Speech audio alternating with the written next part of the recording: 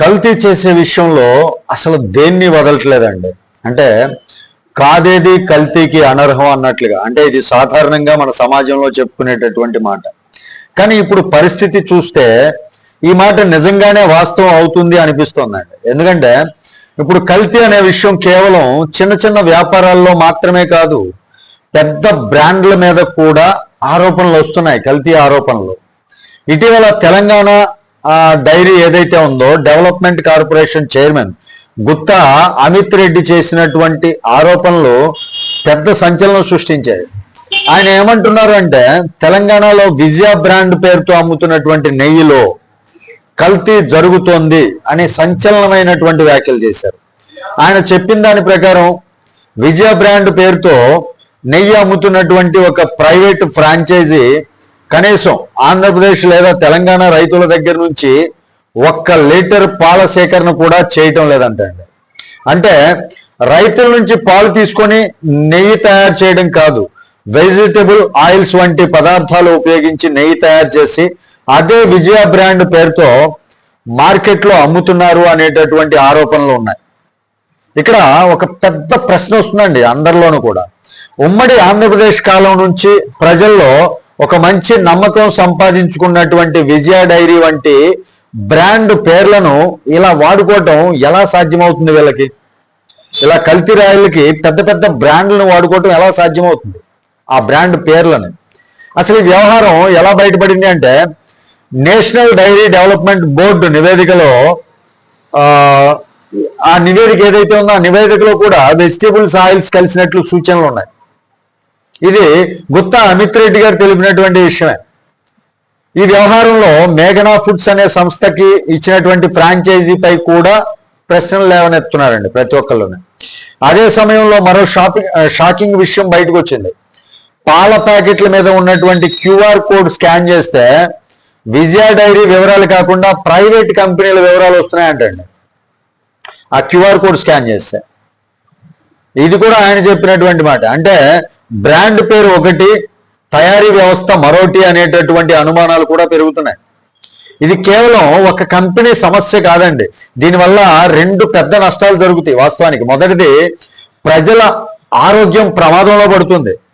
రెండవది, పాడి రైతులకు రావాల్సినటువంటి ఆదాయం తగ్గిపోతుంది.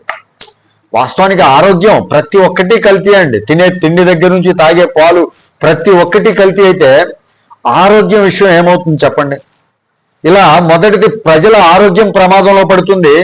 రెండవది, పాడి రైతులకు రావాల్సినటువంటి ఆదాయం కూడా తగ్గిపోతుంది. ఇంకా బయటకు వస్తున్నటువంటి సమాచారం ప్రకారం హైదరాబాద్ మార్కెట్లో ప్రతి నెల దాదాపు 100 టన్నుల వరకు కల్తీ నెయ్యి అమ్ముడవుతుందని వాడుకలో చెప్తున్నారండి. అమ్ముడవుతుందని చెప్తున్నటువంటి మాటలు. ఇదే కానీ నిజమైతే ఇది చాలా చిన్న విషయం అయితే కాదండి, పెద్ద స్థాయి కల్తీ రాకెట్ అన్నమాట. ఇది చాలా పెద్ద స్థాయి కల్తీ రాకెట్ అని చెప్పుకోవచ్చు.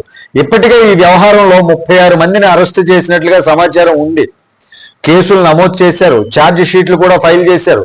కానీ ఇంకా ప్రజల మనసుల్లో మాత్రం ఒక ప్రశ్న చాలా బలంగా మిగిలి ఉందండి.